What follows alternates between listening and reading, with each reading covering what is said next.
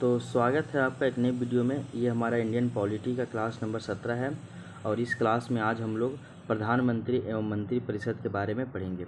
ठीक है, जैसा कि आपको पिछले क्लास में बताया गया था कि हम लोग भाग 5 यानी कि संघ स्टार्ट किए थे और भाग 5 जो है वो आपका आर्टिकल 52 से लेकर आर्टिकल 151 तक आता है। भाग 5 जो है यानी कि संघ को टोटल हम लोग 4 भागों में बांट कर पढ़ते हैं। पहला भाग है आपका संघ की कार्यपालिका जो आपका आर्टिकल 52 से लेकर आर्टिकल 78 तक आता है। दूसरा है संघ की विधायिका जो कि आपका आर्टिकल 79 से लेकर आर्टिकल 123 तक आता है।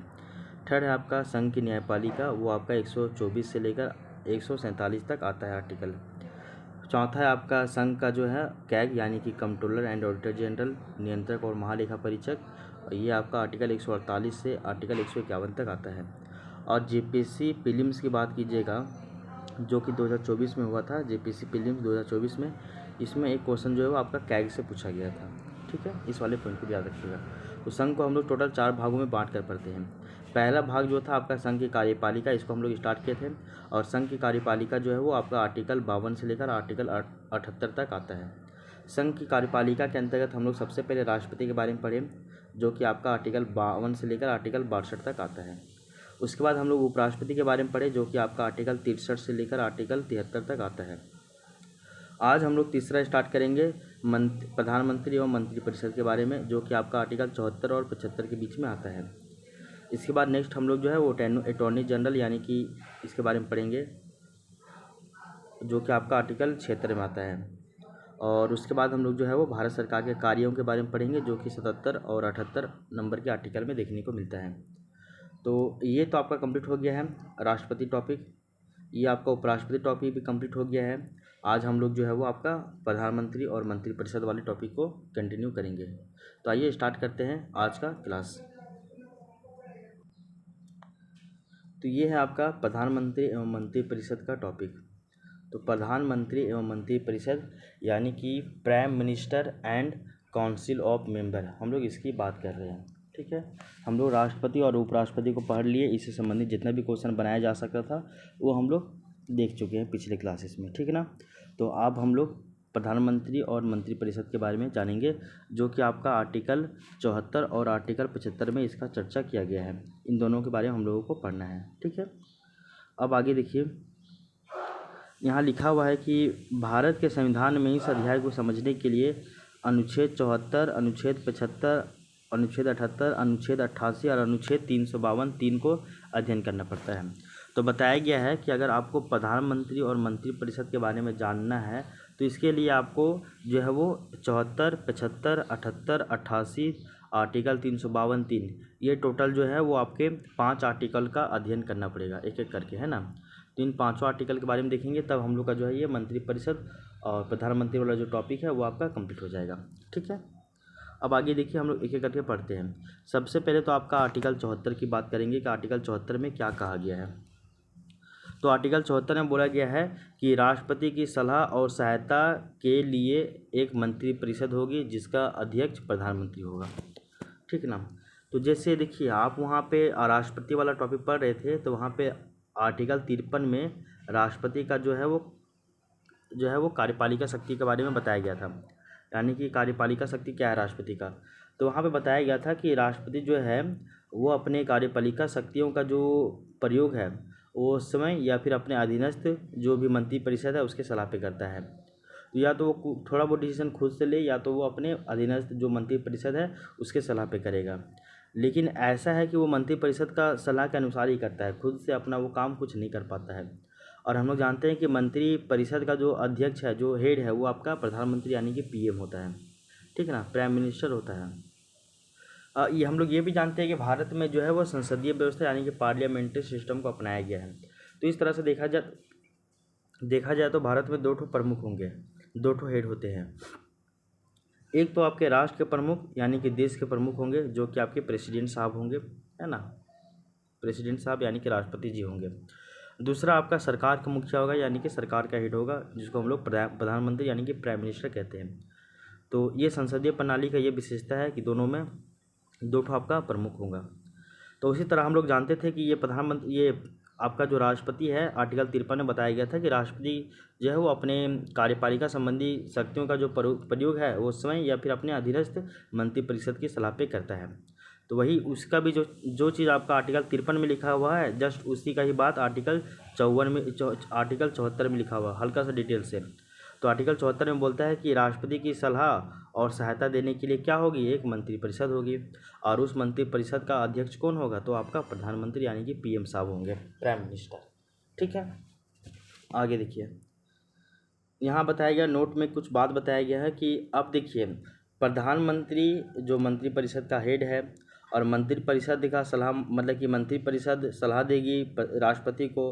अब ऐसे में राष्ट्रपति क्या करते हैं, क्या उनका सलाह मान लेते हैं या वो उनका सलाह नहीं भी मानते हैं, तो ये सब सवाल उठता है ना। तो यही देखिए, राष्ट्रपति मंत्रिपरिषद की सलाह के अनुसार कार्य करेगा। तो पहला चीज़ यहाँ पे जो है वो संविधान में क्लियर कर दिया है कि भैया राष्ट्रपति जो भी होंगे वो मंत्रिपरिषद के सलाह के अनुसार ही काम करेंगे, जो मंत्रिपरिषद बोलेंगे उसी के सलाह पे ही काम करेंगे, ऐसा नहीं कि वो अपने से कुछ भी नहीं कर सकते हैं। ये पहला चीज़ बताया गया है। ठीक है, दूसरा बोला गया है कि राष्ट्रपति मंत्रिपरिषद की सलाह एवं सहायता करने के लिए बाध्य है, ये भी बताया गया है।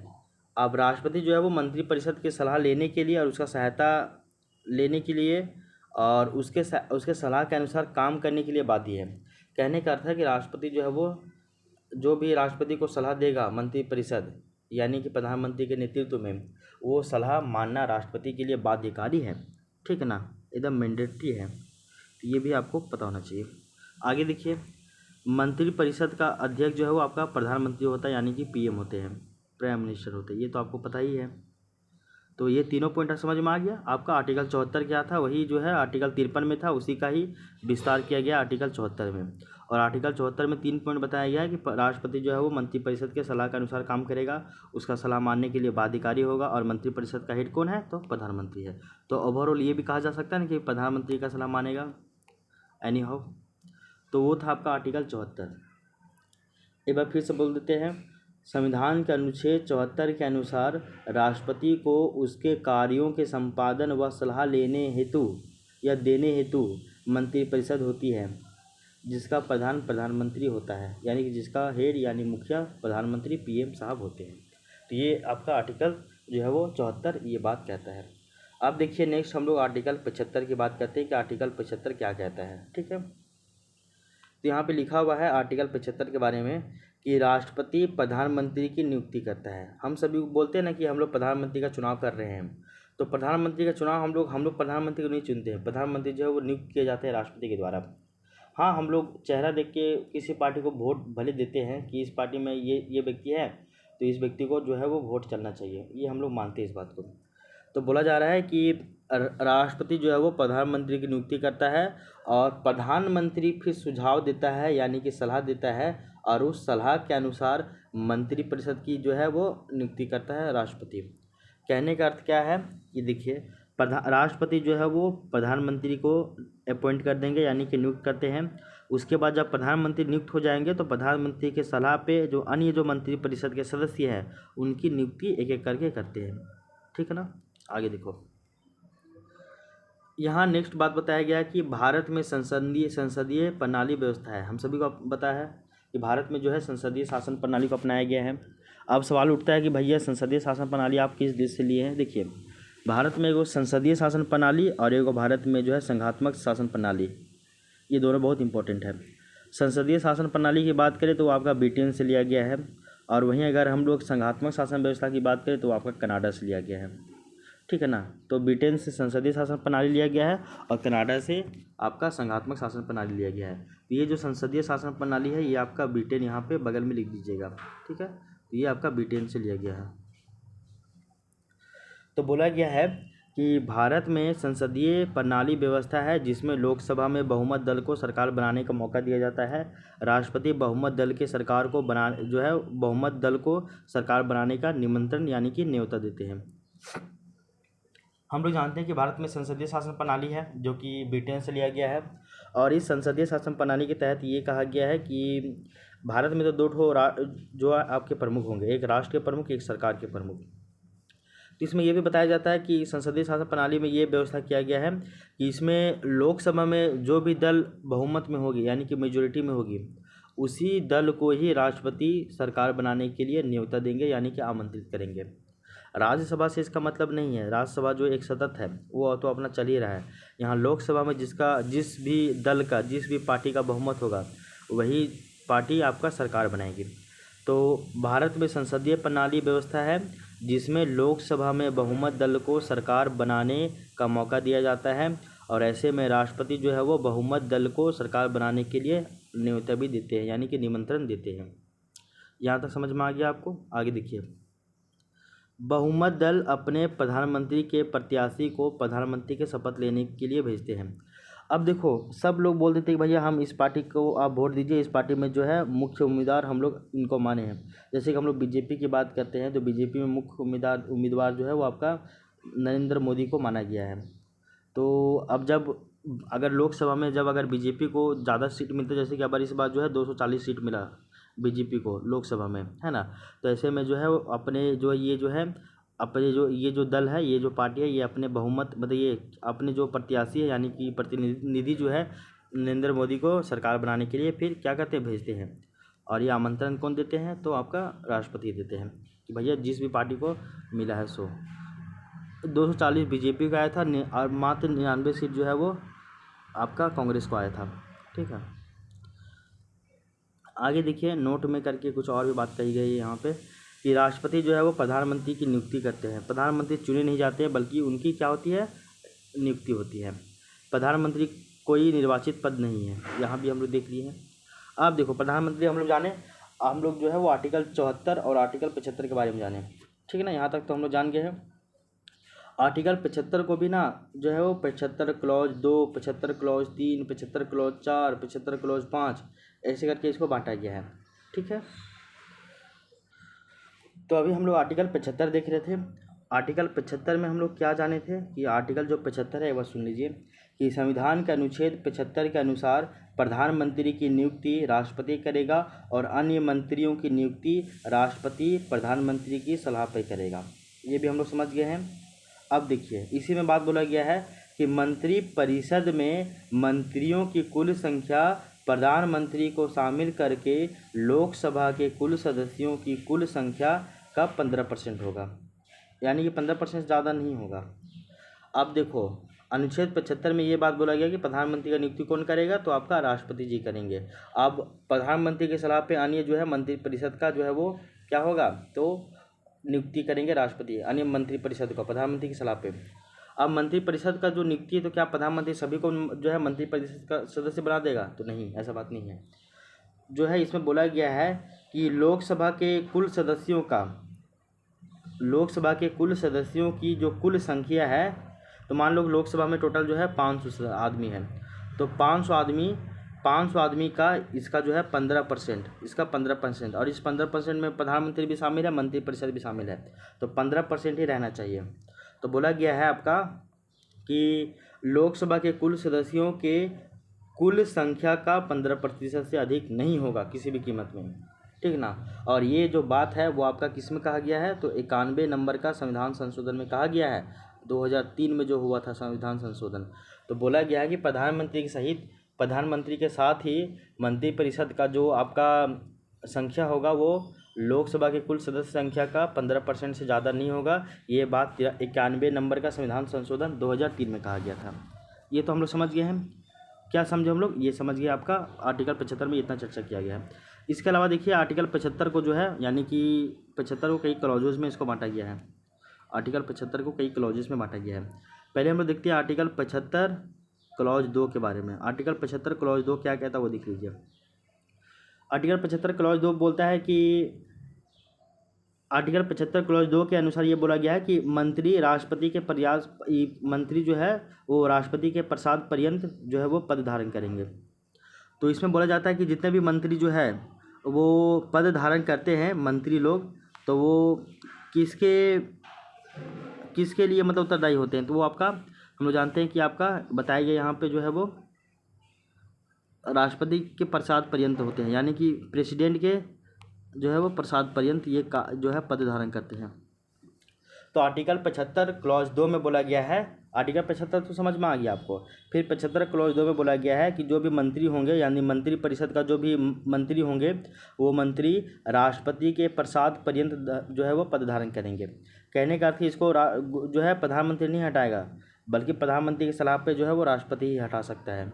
तो मंत्री लोग जो है वो आर्टिकल 75 क्लॉज 2 के अनुसार मंत्री जो है वो राष्ट्रपति के प्रसाद पर्यंत जो है अपने पद को धारण करते हैं। ये 75(2) में बोला गया है। अब 75(2) समझ में आ गया आपको। इसी तरह हम लोग जो है वो आर्टिकल 75 क्लॉज 3 पढ़ते हैं। आर्टिकल 75 क्लॉज 3 क्या कहता है वो देख लीजिए। जैसे अभी आर्टिकल 75 क्लॉज 2 में देखें कि राष्ट्रपति के प्रसाद पर्यंत जो है वो पद धारण करते हैं सारे मंत्री। 75 क्लॉज 3 में बोला गया है इसके अनुसार जो है मंत्री परिषद लोकसभा के प्रति सामूहिक रूप से उत्तरदायी होती है। तो जो भी मंत्री परिषद होगा, मंत्री परिषद जो है वो आपका आंसरेबल यानी कि उत्तरदायी किसके ऊपर होता है, तो आपका लोकसभा के प्रति जो है वो उत्तरदायी होगा। पहला हम बोले हैं 75(2) में बोले हैं कि सभी जो है मंत्री परिषद के जो भी सदस्य हैं यानी कि मंत्री लोग वो राष्ट्रपति के प्रसाद पर्यंत पद धारण करेंगे। 75 क्लॉज 3 में बोला गया है कि जो मंत्री परिषद होगा वो उत्तरदायी होगा केवल और केवल लोकसभा के प्रति। तो मंत्री परिषद लोकसभा के प्रति सामूहिक उत्तरदायी होगा, ये व्यक्तिगत उत्तरदायी नहीं होगा। व्यक्तिगत उत्तरदायी किसके ऊपर होगा, ये सभी राष्ट्रपति के ऊपर, लेकिन सामूहिक उत्तरदायी कहाँ होगा, तो आपका जो है लोकसभा के प्रति। तो 75 क्लॉज 2 में सामूहिक मतलब ये व्यक्तिगत उत्तरदायित्व का बात किया गया है कि सभी लोग राष्ट्रपति के प्रसाद पर्यंत पद धारण करेंगे। लेकिन 75 क्लॉज 3 में जो है वो आपका सामूहिक उत्तरदायी का जिक्र किया गया है, सामूहिक उत्तरदायित्व का प्रावधान किया गया है। बोला गया है कि मंत्री परिषद जो है भैया वो लोकसभा के प्रति क्या होंगे, तो सामूहिक रूप से उत्तरदायी होंगे। ये आपका 75(3) में कहा गया है। और देखिए यहाँ पे 75(3) यहाँ लिखा भी गया है, ठीक है ना। अब ये हो गया, हम लोग ये समझ गए हम लोग। इसके अलावा देखो 75 क्लॉज 4 भी है आपका, 75 क्लॉज 4 भी है आपका। अब 75 क्लॉज 4 क्या कहता है वो देख लीजिए। 75 क्लॉज 4 बोलता है कि पद ग्रहण से पूर्व प्रधानमंत्री सहित प्रत्येक मंत्री को राष्ट्रपति के सामने पद और गोपनीयता की शपथ लेनी होती है। तो हम लोग जानते हैं कि प्रधानमंत्री हो गया और जो भी मंत्री परिषद हो गया, प्रधानमंत्री और पूरे मंत्री परिषद, इन सभी को राष्ट्रपति के सामने पद एवं गोपनीयता की जो है वो शपथ लेनी होगी। तो ये आपका आर्टिकल 4 में बोला गया, यानी कि शपथ का बात किया गया, ओथ। तो ओथ यहाँ पे पीएम और जो आपका है मंत्री परिषद, तो प्रधानमंत्री और मंत्री परिषद के सभी सदस्य जो है वो गोपनीयता और पद की शपथ लेंगे। आर्टिकल 75 क्लॉज 4 में ये बात कहा गया है, ठीक है ना। अब आगे देखिए, इसी तरह आर्टिकल 75 क्लॉज 5 भी है आपका, वो भी यहीं पे देख लीजिए हल्का सा। 75 क्लॉज 5 भी है, एक एक करके हम बता रहे हैं, इसको आप याद रखिएगा बार बार केवल, ठीक है ना। 75 क्लॉज 5 देख लीजिए। बोला जाता है कि मंत्री परिषद का सदस्य बनने के लिए वैधानिक दृष्टि से यह आवश्यक है कि व्यक्ति संसद के किसी सदन का सदस्य हो। तो अगर आपको मंत्री परिषद का सदस्य बनना है तो ऐसे में आप कोई भी सदन, या तो लोकसभा या तो फिर राज्यसभा, इन दोनों में से किसी का भी एक आपको सदस्यता लेना पड़ेगा, तभी आप मंत्री परिषद का सदस्य बन सकते हो, ऐसा है। यदि व्यक्ति मंत्री बनते समय संसद सदस्य नहीं है तो उसे 6 महीने के अंदर जो है वो संसद सदस्य बनना अनिवार्य है, नहीं तो वो जो है अपना पद छोड़ देगा। तो ये आपका आर्टिकल 75 क्लॉज 5 में बोला गया है। ये देखिए, हम लोग जानते हैं कि अगर आपको मंत्री परिषद का सदस्य बनना है तो ऐसे में या तो आप लोकसभा का या तो आप राज्यसभा का सदस्यता आपके पास होना चाहिए। अगर किसी के पास इनकेस अगर सदस्यता नहीं रहता है, कोई नॉर्मल व्यक्ति है, जैसे हम ही नॉर्मल व्यक्ति है, अगर हमको मंत्री परिषद का सदस्य बना दिया जाए तो ऐसे में हमको क्या होगा कि हमको जो है 6 महीने के भीतर, 6 महीने के भीतर हमको संसद के किसी भी सदन, या तो हम लोकसभा या तो हम राज्यसभा, तो इन दोनों में से किसी भी एक सदन का जो है हम सदस्य बन जाएंगे 6 महीने के भीतर। तो हमारा जो है ये हम मंत्री परिषद का जो सदस्य बनेंगे ये हमारा रहेगा वैलिड। अगर हम 6 महीने के भीतर लोकसभा या फिर राज्यसभा यानी कि किसी भी सदन का सदस्य नहीं बनते हैं तो ये जो हमारा जो पद है मंत्री परिषद में वो हमारा चला जाएगा। तो ये आपका जो है आर्टिकल 75(5) में ये बात कहा गया है। तो आर्टिकल 75 क्लॉज 5 भी आपको समझ में आ गया है, अब इसमें दिक्कत नहीं होना चाहिए। तो आर्टिकल 75 क्लॉज 2 जाने, क्लॉज 3 जाने, क्लॉज 4 जाने, क्लॉज 5 जाने, ठीक है ना। तो ये 75 था आपका। आर्टिकल 74 पढ़े, आर्टिकल 75 पढ़ लिए डिटेल से, इसमें कोई दिक्कत नहीं होना चाहिए। अच्छा देखिए, यहाँ पे लिखा हुआ है थोड़ा सा प्रधानमंत्री का कार्यकाल के बारे में। ये आपका हम लोग जानते हैं ना कि कार्यकाल जो है वो आपका हम लोग जानते हैं कि ये जो है आर्टिकल 75 क्लॉज 2 में है, व्यक्तिगत जो है वो जिम्मेदारी यानी कि उत्तरदायित्व तो प्रधानमंत्री के मतलब ये राष्ट्रपति के ऊपर, और आर्टिकल 75(3) में हम लोग जानते हैं कि जो है वो सामूहिक रूप से उत्तरदायी है लोकसभा के प्रति। तो ये यहीं पे फिर से लिखा हुआ आर्टिकल 75(3), इसको भी थोड़ा सा देख लीजिए। यहाँ पे प्रधानमंत्री का कार्यकाल यानी कि प्राइम मिनिस्टर टेन्योर के बारे में जिक्र किया गया है। प्रधानमंत्री परिषद का कोई निश्चित कार्यकाल नहीं होता, कोई भी निश्चित कार्यकाल फिक्स नहीं होता है। चला तो चला, गया तो गया। ये लोग एक साथ तैरते भी हैं और एक साथ इन लोग डूबते भी हैं, यही बात याद रखिएगा। आगे देखिए, मंत्रिपरिषद सामूहिक रूप से लोकसभा के प्रति जो है वो जिम्मेदार होते हैं। वहीं मंत्रिपरिषद जो है वो व्यक्तिगत रूप से प्रेसिडेंट के प्रति जिम्मेदार होते हैं। ये तो आपका 75 क्लॉज 3 बोल रहा है, और ये आपका 75 क्लॉज 2 बोल रहा है कि सभी मंत्रिपरिषद जो है वो आपका व्यक्तिगत रूप से राष्ट्रपति के प्रति जो है वो क्या होते हैं, उत्तरदायी होते हैं। तो 75(2) में वो कहता है, 75(3) में सामूहिक और 75(2) में व्यक्तिगत। ठीक है, आगे देखो। एक मंत्री राष्ट्रपति के प्रति जिम्मेदार होता है यानी व्यक्तिगत रूप से। राष्ट्रपति उसे कभी भी पद से हटा सकता है, वो भी किसके सलाह पे, तो प्रधानमंत्री की सलाह पे। यही तो आपका आर्टिकल 75 क्लॉज 2 है। तो हम लोग आर्टिकल 75 जाने, आर्टिकल 75 क्लॉज 2 जाने, आर्टिकल 75 क्लॉज 3 जाने, आर्टिकल 75 क्लॉज 4 जाने, आर्टिकल 75 क्लॉज 5 जाने। ठीक है, तो इन पांचों के बारे में आपको एकदम एटलीस्ट एकदम पता होना चाहिए। ठीक है ना। आगे देखिए, नेक्स्ट बताया गया है नोट करके कि मंत्रिपरिषद सामूहिक उत्तरदायित्व के सिद्धांत पे काम करता है, अतः डूबेगा तो एक साथ और तैरेगा भी तो एक साथ। ठीक है ना। तो ये सिंपल सी बात याद रखिएगा कि मंत्रिपरिषद जो है वो आपका सामूहिक उत्तरदायित्व के सिद्धांत पे काम करेगा। अगर लह गया तो लह गया, अदरवाइज डूबेगा तो सब एक ही साथ डूबेगा, है ना। ये भी याद रखिएगा।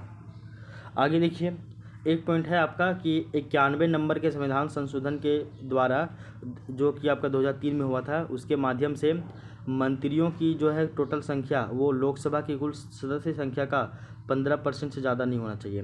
तो जो भी आपका मंत्रिपरिषद होगा, उस मंत्रिपरिषद में प्रधानमंत्री के सहित जो है मंत्रिपरिषद का जो संख्या है वो लोकसभा के कुल सदस्य संख्या का 15% से ज़्यादा नहीं होगा। और ये बात आपका 91 नंबर के संविधान संशोधन 2003 के माध्यम से कहा गया है।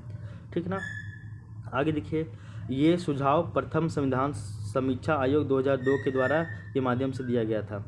अच्छा देखो, ये जो सुझाव है पहली बार, तो ये सुझाव कौन दिया था, तो जो आपका प्रथम संविधान समीक्षा आयोग का गठन हुआ था 2000 में, प्रथम संविधान समीक्षा आयोग का गठन हुआ था 2000 में, उसी में ही ये बात कहा गया था।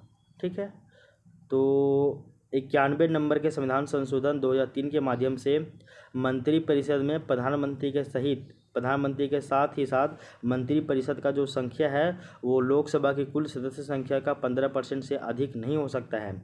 और ये सुझाव जो है ये आपका प्रथम संविधान समीक्षा आयोग 2000 के द्वारा दिया गया था, और फिर इसको 2003 में संविधान संशोधन करके लागू भी कर दिया। आगे देखो, प्रथम संविधान समीक्षा आयोग 2000 जो था वो लोकसभा का 10% का सुझाव दिया था, और भी कम। प्रथम जो संविधान समीक्षा आयोग है जो कि 2000 में आया था, वो तो बोला था कि मंत्रिपरिषद का प्रधानमंत्री के सहित जो सदस्य संख्या है वो आपका मात्र 10% होगा पूरे लोकसभा का। फिर बाद में लेकिन 10% वाला नहीं मानता है, बाद में फिर जो है वो आपका 15% कर देता है कि 15% रहे मंत्रिपरिषद का संख्या।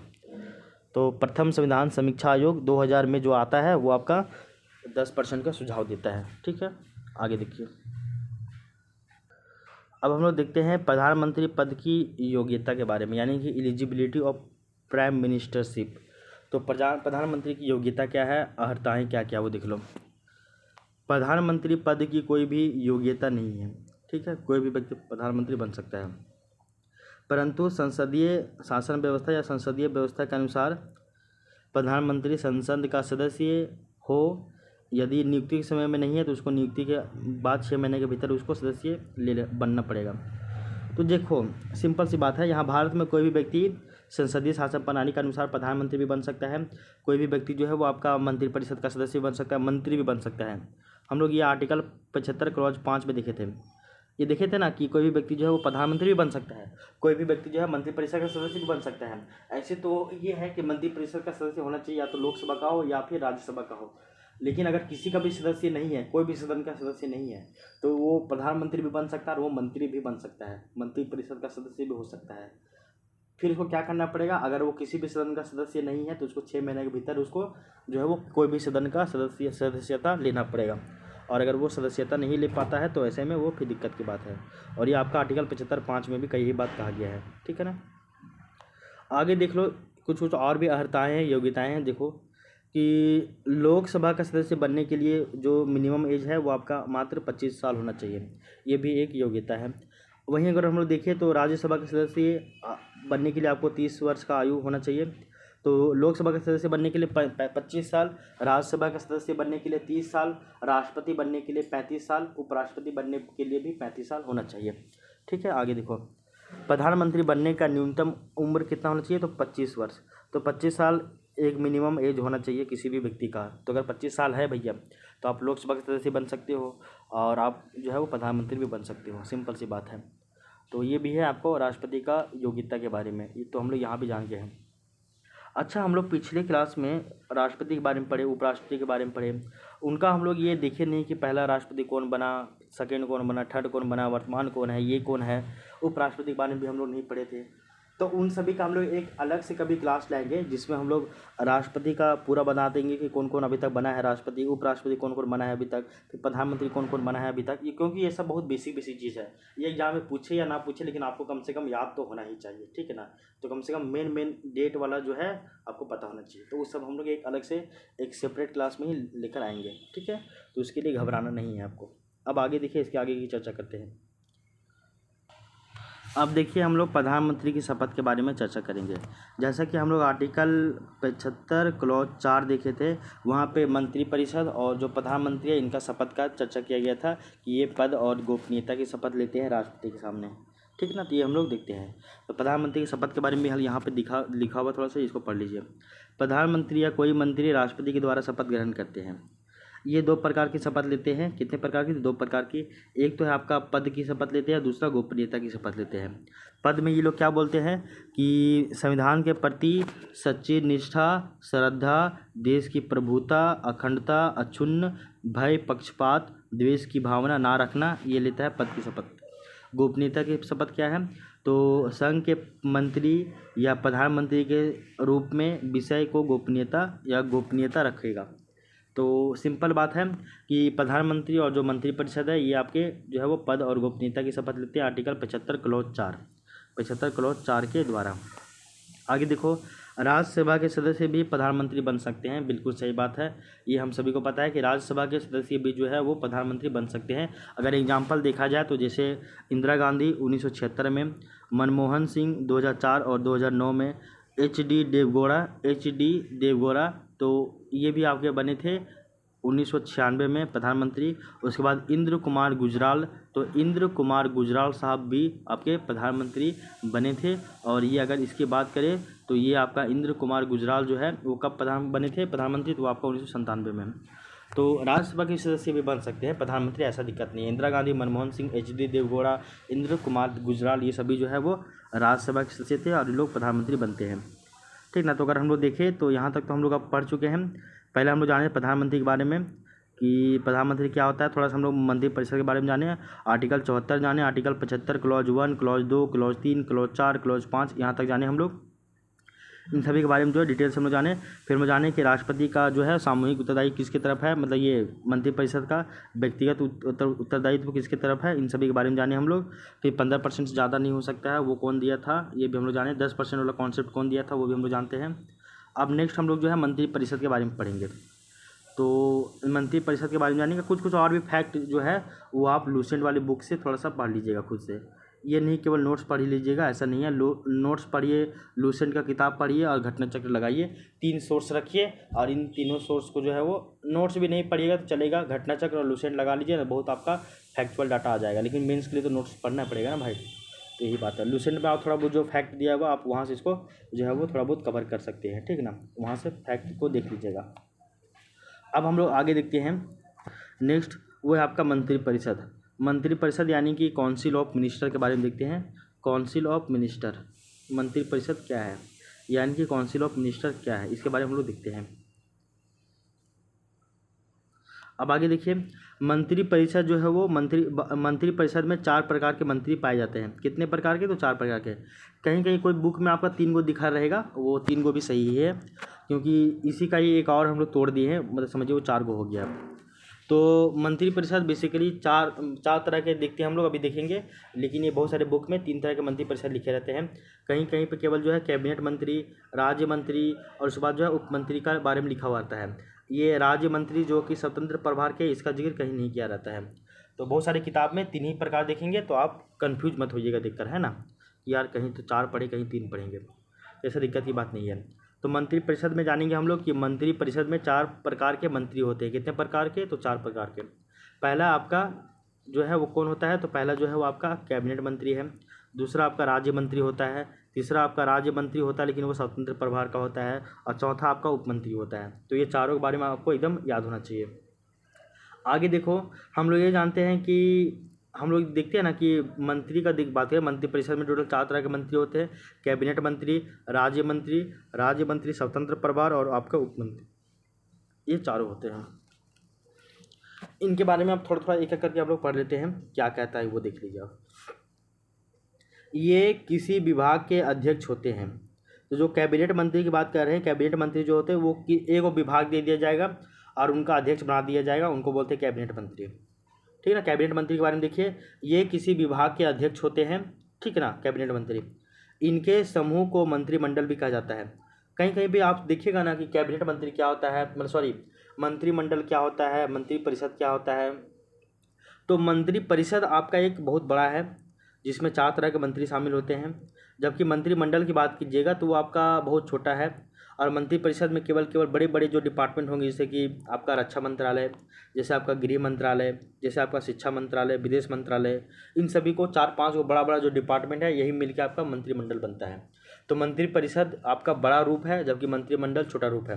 मंत्री परिषद में सभी तरह के मंत्री शामिल हो जाएंगे, चारों तरह का, राज्य मंत्री, कैबिनेट मंत्री, ये सभी शामिल हो जाएंगे। कैबिनेट मंत्री के अलावा राज्य मंत्री, उप मंत्री, राज्य मंत्री, स्वतंत्र प्रभार सभी शामिल होंगे।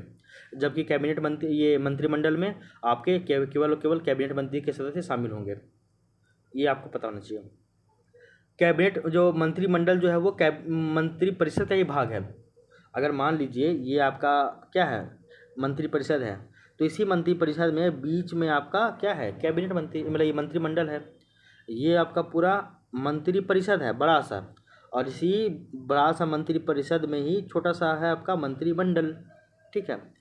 इसमें चारों तरह के शामिल हो जाएंगे और इसमें केवल एक तरह के शामिल होंगे, सॉरी, इसमें केवल एक तरह के शामिल होंगे। और ये जो एक है जो मंत्रिमंडल का हिस्सा है, वो तो आपका मंत्री परिषद का हिस्सा है ही, तो क्यों घबरा रहे हैं, ठीक है ना। तो अब देखिए, कैबिनेट मंत्री के बारे में हम लोग पढ़ रहे हैं कि ये किसी विभाग के मंत्री होते हैं, सॉरी, ये किसी विभाग के अध्यक्ष होते हैं। इनके समूह को ही मंत्रिमंडल कहा जाता है। कैबिनेट मंत्री या फिर जो मंत्रिमंडल की बात करते हैं, इसके देखते हैं। कैबिनेट मंत्री को मंत्रिमंडल कहेंगे, वो भी याद कर लीजिएगा। इसमें आपका बड़ा बड़ा विभाग हो गए, जैसे कि गृह विभाग, शिक्षा मंत्री, विदेश मंत्री, इन सभी को हम लोग शामिल करते हैं। इसके बाद देखिए राज्य मंत्री क्या है। तो राज्य मंत्री देखो, ये किसी विभाग के अध्यक्ष नहीं होते, ये कोई भी विभाग यानी कोई भी डिपार्टमेंट का अध्यक्ष ये नहीं होते हैं। इसके बारे में बताया जाता है कि ये कैबिनेट मंत्रियों की सहायता के लिए होते हैं। तो राज्य मंत्री जो है वो कोई विभाग का अध्यक्ष नहीं होगा, वो केवल कैबिनेट मंत्रियों की सहायता करने के लिए वो रहता है। तो कैबिनेट मंत्री किसी विभाग के अध्यक्ष होंगे, राज्य मंत्री ये किसी भी विभाग के अध्यक्ष नहीं होंगे, ये केवल कैबिनेट मंत्री का मदद करेंगे। फिर नेक्स्ट देखो, नेक्स्ट है आपका राज्य मंत्री। और राज्य मंत्री के बारे में बताया जाता है कि ये अपने विभाग के अध्यक्ष होते हैं। राज्य मंत्री जो है वो आपका क्या होता है, तो अपने अपने विभाग के अध्यक्ष होते हैं और इनका जो दर्जा है वो आपका राज्य मंत्री के बराबर होता है। तो राज्य मंत्री स्वतंत्र प्रभार जो है वो अपने अपने विभाग के अध्यक्ष होंगे और इनका जो दर्जा है वो राज्य मंत्री के बराबर होगा। और राज्य मंत्री ये किसी भी विभाग के अध्यक्ष नहीं होते हैं, ये केवल और केवल कैबिनेट मंत्रियों की सहायता करने के लिए ही होते हैं। समझ में आ गया? एक दो बार अपने स्तर पर इसको सोचिएगा, एक दो बार लिख दीजिएगा, बस दिमाग में बैठ जाएगा। फिर नेक्स्ट आइए उप मंत्री। उप मंत्री क्या होता है, तो ये सबसे नीचे के मंत्री होते हैं, है ना, जो सभी मंत्रियों की सहायता करते हैं।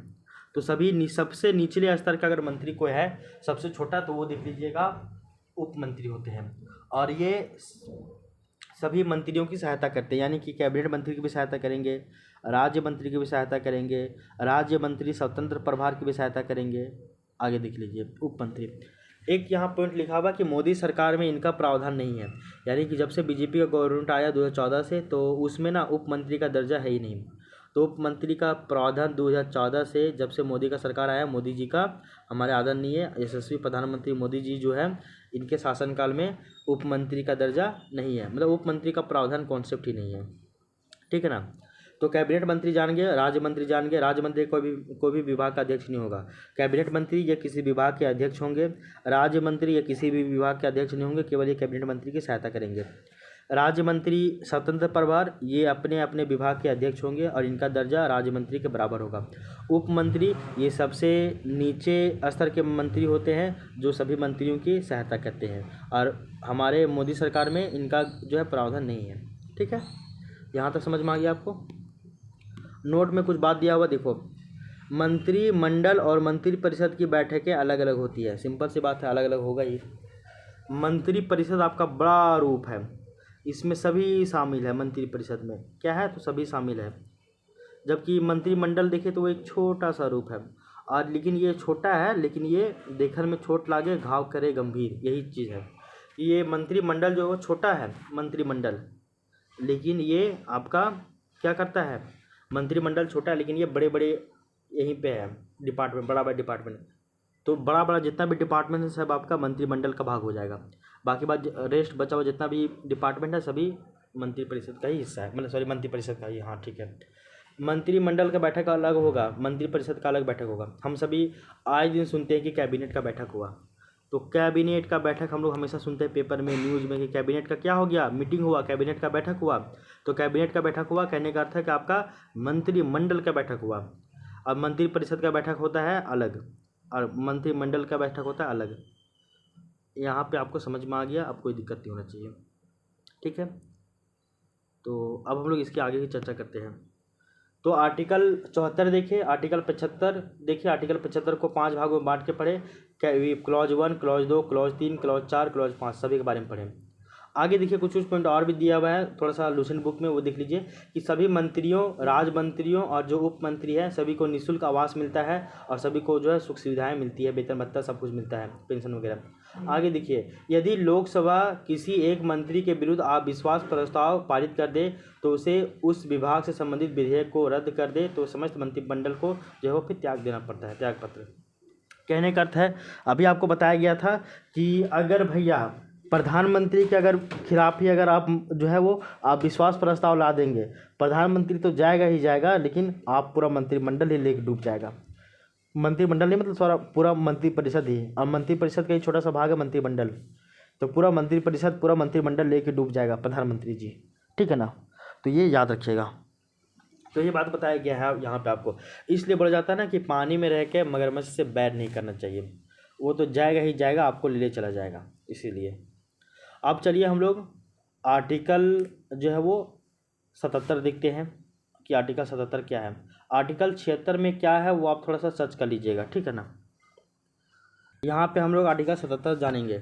आपको पता होना चाहिए कि आर्टिकल जो 76 है, आर्टिकल 76 यहाँ पे आपका अटॉर्नी जनरल का चर्चा किया गया आर्टिकल 76 में। तो अटॉर्नी जनरल तो हम लोग अलग से पढ़ेंगे ही, तो आर्टिकल 76 में अटॉर्नी जनरल का जिक्र किया गया है, जबकि हम लोग अब आर्टिकल 77 पढ़ते हैं, ठीक ना। किसके बारे में, तो आर्टिकल 77 के बारे में हम लोग अब पढ़ेंगे, ठीक है। अब आगे देखिए, आर्टिकल 77 में बताया जाता है कि मंत्रियों के मध्य में विभागों का जो भी बंटवारा होगा वो कौन करते हैं, तो आपके प्रधानमंत्री करते हैं, कि कौन किस व्यक्ति को, किस मंत्री को कौन विभाग देना पड़ेगा, कौन देना है कौन नहीं देना है।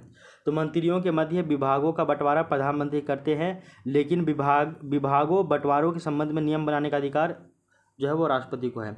तो विभाग को बंटवारा करने के संबंध में अगर कोई भी निर्णय बनाना है, तो निर्णय जो है वो राष्ट्रपति के द्वारा नियम बनाया जाता है। नियम बनाया जाता है किसके द्वारा, राष्ट्रपति। विभागों के हस्तांतरण से संबंधित कोई भी नियम राष्ट्रपति बनाएगा, लेकिन किस मंत्री को कौन विभाग देना है ये तय करेंगे प्रधानमंत्री, ठीक है ना। आगे देखो, नोट एक पॉइंट याद रखिए कि संविधान में ना मंत्रिमंडल शब्द का प्रयोग मूल संविधान में नहीं किया गया था कहीं भी मंत्रिमंडल का, लेकिन बाद में जब 44वां संविधान संशोधन हुआ था 1978 में, तो उसी के माध्यम से अनुच्छेद 352(3) जोड़ा गया। तो आर्टिकल 352 क्लॉज 3 को जोड़ा गया, जिसमें जो है वो मंत्रिमंडल शब्द का जिक्र किया गया था। तो संविधान में मंत्रिमंडल कभी कहीं भी जिक्र नहीं किया गया था मौलिक मूल संविधान में, लेकिन बाद में इसको 44वां संविधान संशोधन 1974 के द्वारा आर्टिकल 352 क्लॉज 3 में मंत्रिमंडल शब्द का जिक्र किया गया है बाद में। ठीक ना। तो वो था आपका आर्टिकल 77। हम लोग क्या है जान गए हैं कि कोई भी मंत्रियों को, कौन मंत्री को कौन डिपार्टमेंट मिलेगा ये तय कौन करेगा, तो प्रधानमंत्री तय करेगा। लेकिन विभागों से संबंधित कोई भी नियम बनाना है तो वो राष्ट्रपति जी बनाएंगे। इसके अलावा देखिए आर्टिकल 77 क्लॉज 1 और क्लॉज 2 क्लॉज 3 भी है। तो आप थोड़ा सा यहाँ पे हल्का सा पढ़ लीजिए कि आर्टिकल जो है 77 क्लॉज 1 की बात कर रहे हैं हम। तो आर्टिकल 77 क्लॉज 1 के अनुसार भारत सरकार की समस्त कार्यपालिका कार्यवाही राष्ट्रपति के नाम से हुई कही जाएगी। और देखो देखो भारत सरकार का जितना भी कार्यपालिका संबंधी काम होगा वो सभी राष्ट्रपति के नाम से ही होगा। ये आपका आर्टिकल 77(1) कहता है। और 77(3) जो है वो क्या कहता है वो देख लीजिए। आर्टिकल 77 क्लॉज 3 क्या कहता है कि राष्ट्रपति भारत सरकार का कार्य अधिक सुविधापूर्वक किए जाने के लिए और मंत्रियों में उक्त कार्य के बंटवारे के लिए नियम बनाएगा। तो सिंपल सी बात है, इतना डिटेल्स आपको नहीं पूछा जाएगा, केवल इतना याद रखिए ना। आर्टिकल 77 में ही कहा गया है कि आपका जो है वो मंत्रियों के मध्य विभागों का बंटवारा प्रधानमंत्री करेंगे। और लेकिन विभाग बंटवारों के संबंध में कोई भी नियम अगर बनाना है तो आपका आर्टिकल 77 क्लॉज 3 के द्वारा राष्ट्रपति बनाएंगे। 77 क्लॉज 3 के द्वारा कौन बनाएंगे, तो राष्ट्रपति बनाएंगे। और आर्टिकल 77 क्लॉज 1 क्या कहता है कि जो है राष्ट्रपति के नाम पे ही होगा समस्त कार्यपालिका संबंधी। तो भारत सरकार की समस्त कार्यपालिका संबंधी कोई भी कार्यवाही होगा तो वो सभी राष्ट्रपति के नाम पे ही होगा। तो यह था आपका आर्टिकल 77। आर्टिकल 77 क्लॉज 1 और क्लॉज 3 भी हम लोग देख लिए हैं। ठीक है ना। आगे देखो, ये भी हम लोग पढ़ लिए हैं 352, जिसमें आपका मंत्रिमंडल शब्द का जिक्र किया गया है। तो ये भी हम लोग पढ़ लिए हैं। अब हम लोग देखते हैं, आपका अभी बताया गया था ना कि हम लोग जो है वो मंत्रिपरिषद और मंत्रिमंडल वाला जो टॉपिक है इसको समझने के लिए हम लोग कितना मतलब कि अनुच्छेद को लेते हैं। एक आपका आर्टिकल 74, 75, फिर आर्टिकल 78, फिर आपका आर्टिकल जो है वो 88, आर्टिकल 352 3। तो 74, 75 समझ लिए हैं, आर्टिकल 352 3 भी समझ लिए हैं, आर्टिकल 76 नहीं 77 भी समझ लिए हैं। ठीक है ना। आपका आर्टिकल 78 भी हम लोग समझ लिए है ना। आर्टिकल 78 में क्या था वो थोड़ा हम भूल रहे हैं, थोड़ा बताना जरा, रुकिए जरा। अच्छा, आर्टिकल 78 हम नहीं बताए हैं। आर्टिकल 78 यहीं पे देख लीजिए आप थोड़ा सा। आर्टिकल 78 हम बता देते हैं अभी। आर्टिकल 78 क्या है सो, तो प्रधानमंत्री राष्ट्रपति एवं मंत्रिपरिषद के बीच में संवाद के मुख्य कड़ी है। तो समझ लीजिए बीच में पीएम है, ये कड़ी है, इधर आपका प्रेसिडेंट को जोड़ता है, इधर आपका मंत्रिपरिषद को जोड़ता है। तो आर्टिकल 78 में बोला गया है कि प्रधानमंत्री एक कड़ी के रूप में बीच में है। तो एक तरफ वो राष्ट्रपति को और एक तरफ वो मंत्रिपरिषद को। कहने का अर्थ है कि प्रधानमंत्री राष्ट्रपति एवं मंत्रिपरिषद के बीच संवाद की मुख्य कड़ी है। ये आर्टिकल 78 के अनुसार है। ठीक है ना। तो आर्टिकल 78 समझ में आ गया। 74 समझे, 75 समझे। 75 को clause 1 2 clause 1 clause 2 clause 3 clause 4 clause 5 में बांट के पढ़े। 75 के बाद 76 हम लोग अटॉर्नी जनरल के बारे में आगे पढ़ेंगे। 77 हम लोग जाने कि विभागों का जो बंटवारा है। फिर 77 को क्लॉज 1 और क्लॉज 3 में पढ़े, 2 हम लोग नहीं पढ़े। फिर हम लोग देखते हैं आर्टिकल 78 हम लोग पढ़ लिए। आर्टिकल 78 भी हम लोग पढ़ लिए हैं। अब हम लोग जो है वो आपका आर्टिकल 88 के बारे में पढ़ते हैं, जो कि आपका अधिकारों की चर्चा करता है, यानी कि राइट्स। तो अधिकारियों की चर्चा करता है, राइट्स की। आगे देखो, अगर कोई मंत्री राज्यसभा, यहाँ पे देखिए, अगर कोई मंत्री राज्यसभा का सदस्य है तो लोकसभा की बैठक में भाग ले सकता है, भाषण दे सकता है, समिति का सदस्य भी बन सकता है, लेकिन वो वोट नहीं डाल सकता है। तो अधिकारों की बात की जा रही है भैया। अधिकार तो सबको पता है, कर्तव्यों की चर्चा कोई नहीं करता है। तो आप सुन लीजिए कि अगर कोई भी मंत्री, अगर वो राज्यसभा का सदस्य है तो वो लोकसभा के बैठक में भी भाग ले सकता है, वो भाषण भी दे सकता है, समिति का सदस्य भी बन सकता है, लेकिन वो वोट नहीं दे सकता है। ये अधिकार है। ठीक है ना। ठीक ना। मतलब अधिकार क्या है जानते हैं ना। अधिकार बता दिए हैं कि वो लोकसभा के बैठक में भाग लेगा, भाषण भी देगा, समिति का सदस्य भी बनेगा, ये आपका अधिकार था। लेकिन आपका कर्तव्य भी है कि वहाँ पे, लेकिन आप वोट नहीं डाल सकते हो, ये उनका कर्तव्य भी था। ठीक है। आगे देखो, अब हम लोग कई सारा जो देखते हैं कि बहुत सारा कुछ कुछ ना कैबिनेट की अगर हम लोग जब बात करें तो कैबिनेट में भी होता है एक आपका किचन कैबिनेट, एक होता है आपका छाया मंत्रिमंडल यानी कि शैडो कैबिनेट। मंत्रिमंडल यानी कि कैबिनेट होता है, मंत्रिमंडल मतलब कैबिनेट, ठीक ना। तो ये भी आपको पता होना चाहिए था, मंत्रिमंडल मतलब कैबिनेट होता है। और यहाँ तक तो हम लोग जान गए। अब हम लोग देखते हैं थोड़ा सा किचन कैबिनेट के बारे में पढ़ते हैं, किचन कैबिनेट क्या है। तो यहाँ बताया गया है कि किचन कैबिनेट एक प्राइवेट कैबिनेट होता है। तो किचन कैबिनेट जो है वो क्या है, एक प्राइवेट कैबिनेट है और इसका विचार यूएसए में देखने को मिलता है। इसमें प्रधानमंत्री अपने सगे संबंधी या फिर मित्र आदि को कैबिनेट का हिस्सा बना देते हैं और ये जो प्रावधान है वो भारत में फिलहाल नहीं है।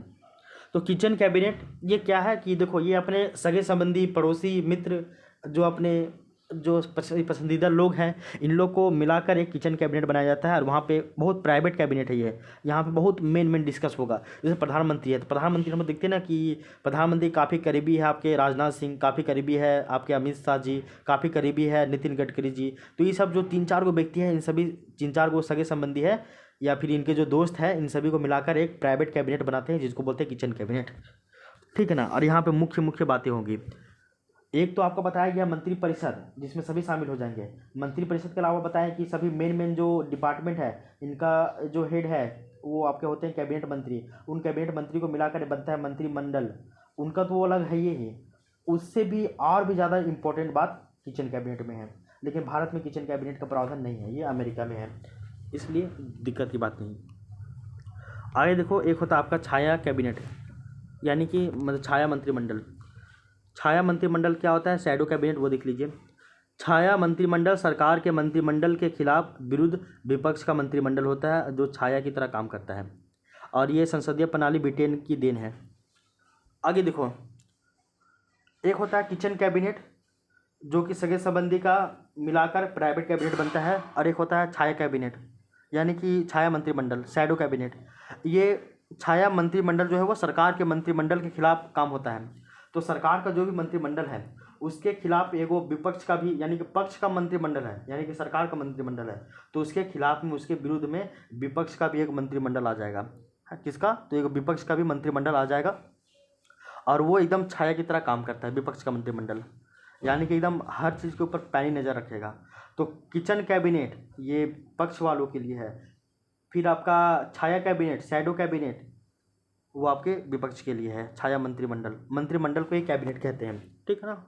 यहाँ तक समझ में आ गया है, तो ये पता होना चाहिए। किचन कैबिनेट पक्ष वालों से संबंधित है और जो छाया मंत्रिमंडल है यानी कि शैडो कैबिनेट वो विपक्ष के लिए है। अब देखिए प्रधानमंत्री के कर्तव्यों के हम लोग चर्चा करते हैं। जैसे कि हम लोग आर्टिकल 74 पढ़े, 75 पढ़े, 76 पढ़े, 76 पढ़ेंगे अटॉर्नी जनरल के बारे में, 77 जाने। आर्टिकल 78 में हम लोग जाने थे कि प्रधानमंत्री जो है वो आपका मंत्रिपरिषद और राष्ट्रपति के बीच में कड़ी है, एक तरह से संवाद करने का, ये तो है ही है। इसके अलावा भी और भी प्रधानमंत्री कर्तव्य होता है, वो प्रधानमंत्री कर्तव्य यानी कि ड्यूटीज़ ऑफ प्राइम मिनिस्टर, ये चर्चा किया गया आपका आर्टिकल 78 में। तो प्रधानमंत्री के कर्तव्यों को आर्टिकल 78 में परिभाषित किया गया है, मतलब कि बतलाया गया है। क्या क्या बताया गया वो देख लीजिए। संघ की कार्यपालिका के सभी कार्यों को जो है सूचना राष्ट्रपति को देना है। तो संघ की कार्यपालिका संबंधी जितना भी सूचना है, जितना भी काम है हो रहा है, उन सभी का सूचना राष्ट्रपति को देना है। इसका किसका कर्तव्य है, तो ये प्रधानमंत्री का, कि संघ की कार्यपालिका के सभी कार्यों की सूचना, इंफॉर्मेशन राष्ट्रपति को देना है, ये प्रधानमंत्री का कर्तव्य है। इसके अलावा देखिए, संघ की विधायिका के सभी विधियों की जानकारी राष्ट्रपति को देना है। आप कौन विधि बना रहे हैं, कैसे बना रहे हैं, तो सभी प्रकार की विधियों की जानकारी राष्ट्रपति को देना है, ये प्रधानमंत्री का कर्तव्य है। आगे देखिए, राष्ट्रपति किसी विषय को मंत्रिपरिषद के विचार हेतु रखवा सकता है। तो ये भी देख लीजिए कि राष्ट्रपति जो है वो कोई विषय है, कोई कि बोले भैया ये विषय यही मंत्री उठाएगा तो बढ़िया है भैया, तो राष्ट्रपति किसी विषय को मंत्रिपरिषद के विचार हेतु रखवा सकता है। साथ ही बोलेगा भैया ये विचार जो है आप थोड़ा सा, प्रधानमंत्री बोलेगा भैया ऐसा कीजिए ना कि ये जो विचार है आप मंत्रिपरिषद में एक बार अपने मंत्रिपरिषद में इसको आप थोड़ा सा इसके ऊपर बात विचार करके इसको थोड़ा सा ध्यान दीजिए इसके ऊपर, तो ये भी किया जा सकता है। तो राष्ट्रपति किसी विषय को मंत्रिपरिषद के विचार हेतु रखवा सकता है। आगे देखो, ये हम लोग का प्रधानमंत्री की शक्तियों के बारे में पढ़े। हम लोग ये भी जाने कि मंत्रिमंडल मतलब हम लोग जानते हैं कि मंत्री है वो टोटल 4 प्रकार के होते हैं। कैबिनेट मंत्री, राज्य मंत्री, स्वतंत्र प्रभार, उप मंत्री। कैबिनेट मंत्री के विभाग हम लोग जानते हैं कि कैबिनेट मंत्री वो किसी विभाग के अध्यक्ष होते हैं। राज्य मंत्री किसी विभाग के अध्यक्ष नहीं होंगे। राज्य मंत्री स्वतंत्र प्रभार वो अपने अपने विभाग के अध्यक्ष होंगे, ठीक है ना, ये हम लोग जानते हैं। प्रधानमंत्री और कैबिनेट मंत्री को मिलाकर हम लोग मंत्रिमंडल कहते हैं। तो मंत्रिमंडल में क्या प्रधानमंत्री शामिल करेंगे ना भाई, उसको शामिल करके बोलते हैं हम हमेशा। तो प्रधानमंत्री और कैबिनेट मंत्री को मिलाकर मंत्रिमंडल का निर्माण होता है। प्रधानमंत्री लोकसभा का नेता होता है। वह राष्ट्रपति को संसद का सत्र आहूत करने के लिए, संसद का सत्र जो है वो सत्रावसान करने के लिए सभी का परामर्श देता है। वह किसी भी समय लोकसभा को विघटित करने का भी जो है वो राष्ट्रपति को बोल सकता है, भैया आप इस समय जो है लोकसभा को विघटित कर दीजिए, हटा दीजिए, इसका भी वो करवा सकता है। इसके अलावा प्रधानमंत्री जो है वो सभा पटल पर सरकार की नीतियों का घोषणा करता है। कौन? प्रधानमंत्री। इसके अलावा देखिए प्रधानमंत्री जो है वो नीति आयोग, राष्ट्रीय विकास परिषद, राष्ट्रीय एकता परिषद, अंतर्राज्यीय परिषद, राष्ट्रीय जल संसाधन परिषद, इन सभी का अध्यक्ष होता है। ये लूसेंट में दिया हुआ, वहाँ से आप इसको कवर कर लीजिएगा। इसके अलावा हम लोग जानते हैं आर्टिकल 78 में बोला गया था कि प्रधानमंत्री राष्ट्रपति व मंत्रिपरिषद के बीच में कड़ी यानी कि संवाद करता है। कड़ी है, एक तरह से संवाद की मुख्य कड़ी है। प्रधानमंत्री राष्ट्रपति को विभिन्न अधिकारियों जैसे कि भारत का महान्यायवादी, भारत का नियंत्रक एवं महालेखा परीक्षक, संघ लोक सेवा आयोग का अध्यक्ष एवं उसके सदस्यों, चुनाव आयुक्तों के बारे में, फिर वित्त आयोग का अध्यक्ष और उसके सदस्यों की अन्य नियुक्ति के संबंध में परामर्श देता है। नियुक्ति तो करेगा भैया राष्ट्रपति ही। तो राष्ट्रपति टॉपिक में हम लोग जितना कुछ पढ़े थे कि ये इसका इनका नियुक्ति करता है, नियुक्ति संबंधी अधिकार है, तो हम लोग उन सभी का जिक्र हम लोग प्रधानमंत्री वाले में भी कर सकते हैं कि इन सभी को नियुक्त करने का परामर्श राष्ट्रपति को प्रधानमंत्री देते हैं। समझा? तो एक काम से दो, मतलब एक तीर से दो निशाना। आगे देखो, हम लोग ये भी जानते हैं कि प्रधानमंत्री किसी मंत्री को त्यागपत्र देने के लिए अथवा राष्ट्रपति को उसे बर्खास्त करने का भी सलाह दे सकता है। वह मंत्रिपरिषद की बैठक की अध्यक्षता करता है। कौन? प्रधानमंत्री। वह अपने पद से त्यागपत्र देकर पूरे मंत्रिपरिषद को जो है बर्खास्त कर सकता है। आगे देखो, प्रधानमंत्री मंत्रिपरिषद का मुखिया होता है यानी कि प्रमुख होता है। अतः जब प्रधानमंत्री त्यागपत्र देता है या फिर उसका जो मृत्यु हो जाता है तो ऐसे में अन्य मंत्री कोई भी कार्य नहीं कर सकते हैं। अन्य शब्दों में कहा जाए तो प्रधानमंत्री की मृत्यु अथवा त्यागपत्र से मंत्रिपरिषद स्वयं ही विघटित हो जाती है और एक शून्यता उत्पन्न हो जाती है। तो इसीलिए प्रधानमंत्री को बचाना बहुत जरूरी है। प्रधानमंत्री अगर मर गया, उसको कोई मर्डर कर दिया, गोली मार दिया या फिर उसका मृत्यु हो गया तो पूरा मंत्रिपरिषद बर्खास्त हो जाएगा, पूरा मंत्रिपरिषद गया। तो जाएगा लेकिन सबको ले चला जाएगा। आगे देखो, प्रधानमंत्रियों में सबसे बड़ा कार्यकाल हम जानते हैं जो है वो प्रथम प्रधानमंत्री नेहरू जी का था। वो जो है वो 16 साल 9 महीना 12 दिन रहते हैं। आगे देखो, राष्ट्रपति में हम लोग देखते हैं कि राजेंद्र प्रसाद आपका 26 जनवरी 1950 को राष्ट्रपति बनते हैं और 13 मई 1962 को राष्ट्रपति रहते हैं इतना साल तक। तो ये भी 12 साल रहते हैं। इसके बाद फिर हम लोग जानते हैं कि 13 मई 1962 को डॉक्टर सर्वपल्ली राधाकृष्णन राष्ट्रपति बनते हैं और वो आपका 13 मई 1967 तक यानी कि 5 साल तक रहते हैं। तो ये सब आप थोड़ा सा याद कर लीजिएगा, ठीक ना, ये क्या क्या होता है सो, ठीक ना, इन सभी के बारे में आपको बताना चाहिए। इसके अलावा हम लोग ये प्रधानमंत्री का जो है वो कर्तव्यों के बारे में पढ़ लिए थे। अब हम लोग थोड़ा सा प्रधानमंत्री का शक्तियों के बारे में भी पढ़ लेते हैं कि इनका क्या क्या शक्ति है। सो थोड़ा सा प्रधानमंत्री की शक्ति देख लीजिए, यानी कि पावर ऑफ प्राइम मिनिस्टर। इसमें बोला गया है कि प्रधानमंत्री मंत्रिपरिषद का अध्यक्ष होता है, बिल्कुल सही बात है। प्रधानमंत्री सदन का नेता होता है जिसका वो सदस्य हो, तो जिस सदन का वो सदस्य हो प्रधानमंत्री, उसका वो नेता होता है सदन का। मंत्रियों की नियुक्ति प्रधानमंत्री यही करवाता है। प्रधानमंत्री नीति आयोग का अध्यक्ष भी होता है। ये हम लोग लूसेंट वाले बुक में और भी पढ़ लेना है, ठीक है ना। अब देखिए, संसदीय सचिव की बात करते हैं यानी पार्लियामेंट्री सेक्रेटरी की बात करते हैं, यानी कि मंत्रिमंडल सचिवालय की बात करते हैं। तो एक पॉइंट याद रखिएगा कि मंत्रिमंडल सचिवालय भारत सरकार के नियम 1961 के अंतर्गत प्रत्यक्ष तौर पर प्रधानमंत्री के अधीन कार्य करता है। कौन? तो मंत्रिमंडल सचिवालय। इसका प्रशासनिक प्रमुख जो होता है वो आपका कैबिनेट सचिव होता है। कौन होता है? तो कैबिनेट सचिव होता है। कैबिनेट सचिव सिविल सर्विसेज बोर्ड का पदेन अध्यक्ष होता है। और मंत्रिमंडल सचिवालय मंत्रिमंडल बैठकों के लिए सूची तैयार करता है। वह मंत्रिमंडल समितियों के लिए सचिवालय सहायता भी प्रदान करता है और यह विभिन्न मंत्रालयों के बीच में समन्वय वो भी स्थापित करता है। मंत्रालयों को वित्तीय संसाधनों का आवंटन वित्त मंत्रालय के द्वारा किया जाता है, ना कि मंत्रिमंडल सचिवालय के द्वारा, ठीक ना। तो आप थोड़ा सा मंत्रिमंडल यहाँ लिख देते हैं, मंत्रिमंडल सचिवालय के बारे में पढ़िएगा, जो कि आपका लूसेंट वाले बुक में दिया हुआ है, मंत्रिमंडल सचिवालय, ठीक है ना, वहाँ से इसको कंप्लीट कीजिएगा।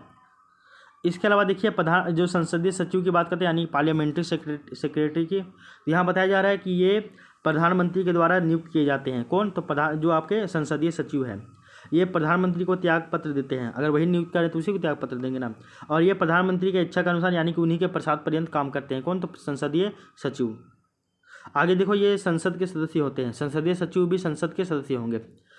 इनको राज्य मंत्री का दर्जा प्राप्त होता है परंतु राज्य परिषद के ये सदस्य नहीं होते। ये देखो संसदीय सचिव जो है वो उनको राज्य मंत्री के बराबर दर्जा मिलता है, उनके अनुसार इनका जो हैसियत है, लेकिन ये मंत्री परिषद का सदस्य नहीं होते हैं संसदीय सचिव, ठीक है ना। तो ये भी आपको पता होना चाहिए था। फिर हम लोग जो मंत्रिमंडल सचिवालय के बारे में पढ़ेंगे वहाँ पे कि जो आपका कैबिनेट सचिव के बारे में पढ़ेंगे, वहाँ पे कैबिनेट सचिव के बारे में। तो कैबिनेट सचिव और आपका ये है संसदीय सचिव, इन दोनों के बारे में हम लोग डिटेल से जानना होगा। तो कैबिनेट सचिव वाला ये टॉपिक आप लूसेंट से कवर कीजिएगा। यहाँ पे हम संसदीय सचिव के बारे में बता दिए हैं। संसदीय सचिव राज्य मंत्री के दर्जा होता है इनको, लेकिन ये मंत्रिपरिषद के सदस्य नहीं होंगे। ये प्रधानमंत्री के प्रसाद पर्यंत काम करते हैं, इनको प्रधानमंत्री नियुक्त करते हैं, इनको प्रधानमंत्री ही हटाते हैं, और ये प्रधानमंत्री को अगर त्यागपत्र देना भी होगा तो ये प्रधानमंत्री को ही देते हैं। तो ये था हमारा आज का क्लास। आज का क्लास थोड़ा सा ज़्यादा लंबा हो गया, हम लोग जानते हैं, लेकिन इसमें हम लोग जो है वो आपका मंत्रिपरिषद और प्रधानमंत्री वाला जो पॉइंट था, ये वाला टॉपिक, वो हम लोग बहुत अच्छी तरीके से समझ गए हैं।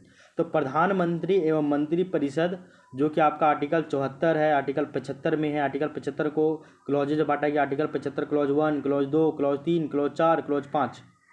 फिर आपका आर्टिकल 76 अटॉर्नी जनरल है, उसको अलग पढ़ेंगे। आर्टिकल 77 हम लोग पढ़ेंगे कि जो आपका मंत्री ये विभागों का जो बंटवारा है वो प्रधानमंत्री करता है।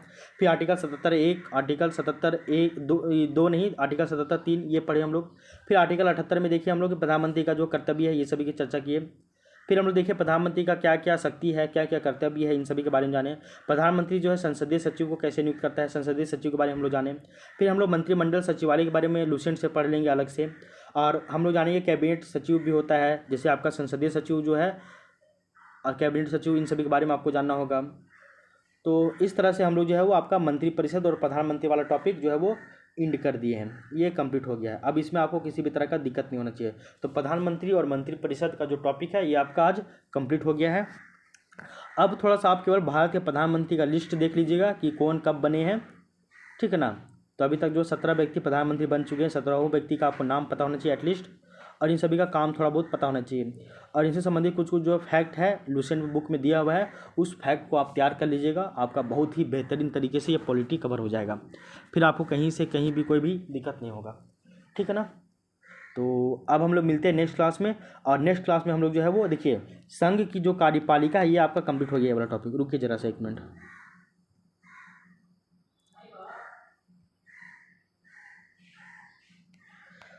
ये देखिए संघ की कार्यपालिका पूरा नहीं हुआ, थोड़ा सा बच गया है। मतलब कि ये जो है आपका, ये राष्ट्रपति हम लोग कंप्लीट कर लिए हैं, उपराष्ट्रपति कंप्लीट कर लिए हैं, प्रधानमंत्री और मंत्रिपरिषद भी कंप्लीट हो गया है। अब हम लोग थोड़ा सा है आपका अटॉर्नी जनरल ये पढ़ेंगे, और थोड़ा सा हम लोग भारत सरकार के कार्य पढ़ेंगे। तो अटॉर्नी जनरल के बारे में पढ़ेंगे और भारत सरकार के कार्य के बारे में पढ़ेंगे। तो ये जो है आपका संघ की कार्यपालिका कंप्लीट हो जाएगा। उसके बाद हम लोग संघ की विधायिका के बारे में चलेंगे, जिसमें हम लोग संसद के बारे में पढ़ेंगे, लोकसभा, राज्यसभा, इन सभी के बारे में पढ़ेंगे, ठीक है। तो आपको घबराना बिल्कुल भी नहीं है, बस बने रहिए। तो संघ की कार्यपालिका 1-2 क्लास में ये भी कंप्लीट हो जाएगा आपका। उसके बाद हम लोग संघ की विधायिका स्टार्ट कर देंगे। तो मिलते हैं अब नेक्स्ट क्लास में, तब तक के लिए thank you, take care, bye bye.